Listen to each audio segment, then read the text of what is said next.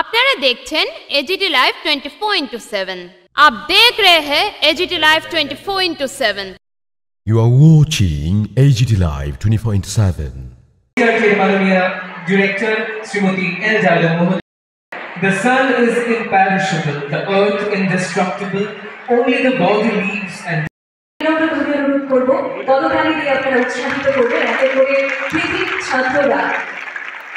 রেপ্লিকার check গ্রহণ করছে এবং তারই সঙ্গে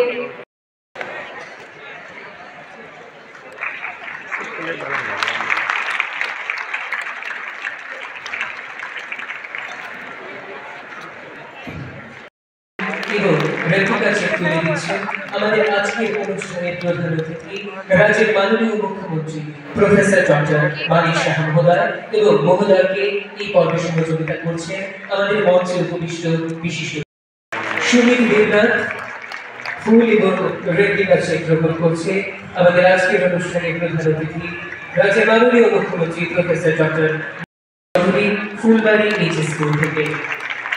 তারপর Khowai government English medium class 12 school থেকে সুমিত দেবনাথ। তারপরে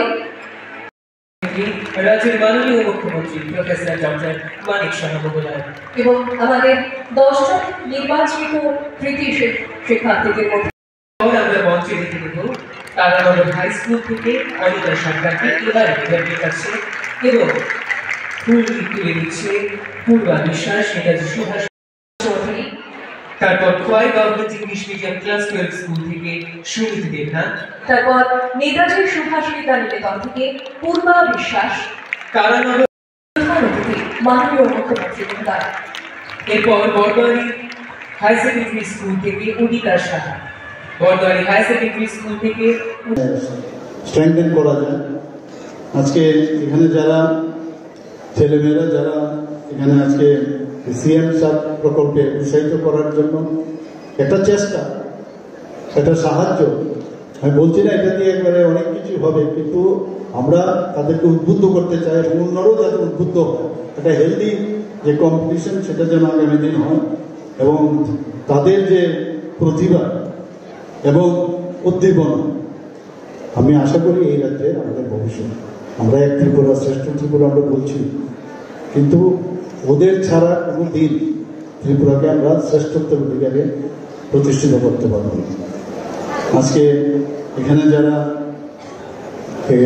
সিএম সাহেব এই প্রকল্পের অধীনে যারা যারা প্রাইজ পেয়েছেন তাদেরকে আমি আন্তরিক অভিনন্দন ও শুভেচ্ছা, এবং যারা অভিভাবকরা এসছেন তাদেরকে আমি অভিনন্দন করব এবং এই ডিপার্টমেন্টকে আমি সত্যি ওনাদেরকে আমি ধন্যবাদ দেবো যে এই ধরনের একটা প্রোগ্রাম এবং বারবার ওনারা যেভাবে কাজ করছেন আমি ধন্যবাদ দিয়ে আমার কথা বলা শেষ করছি। নমস্কার, জয় হিন্দ।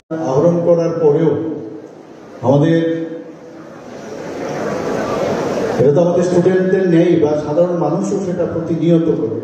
আমরা জানি যে শিক্ষা কিন্তু খালি পুঁথিগত শিক্ষা না, স্কুল কলেজের শিক্ষা না, জীবনের শেষ দিন পর্যন্ত আমাদের পড়াশোনা করতে হয়, শিক্ষা নিতে হয়, জানতে হয়, এবং তাতে করে যে যত বেশি প্রপার যেটা গুণগত বিষয় যেটা শিক্ষা সেটা যখন নিবে তাতে করে জাতির বিকাশ, এবং আমি মনে করি এটা আমাদের উন্নতির জন্য একটা মূল মন্ত্র হিসাবে আমরা সেটাকে কার্যতভাবে সেটাকে আমরা গ্রহণ করি। এখানে যে ন্যাশনাল এডুকেশন পলিসি এমনিতেই কিন্তু সেটা তৈরি হয় অনেক বছর বাদে, সেটা সাহসিকতার সাথে মাননীয় প্রধানমন্ত্রী যে ন্যাশনাল এডুকেশন পলিসি সেটা আমাদের দেশের যারা জনসাধারণ আছেন তাদের জন্য উৎসর্গ করেছেন। সেখানে যে সৃজনশীলতার থেকে আরম্ভ করে বিভিন্ন যেসব আমার বক্তা বলেছেন স্কিল ডেভেলপমেন্টে শুরু করে এবং আমাদের চিন্তা চেতনা সেটাকে আরো কিভাবে প্রসার করা যায়, সেই কারণে কিন্তু ন্যাশনাল এডুকেশন পলিসি আজকে কার্যকরী হচ্ছে সব জায়গায়। এবং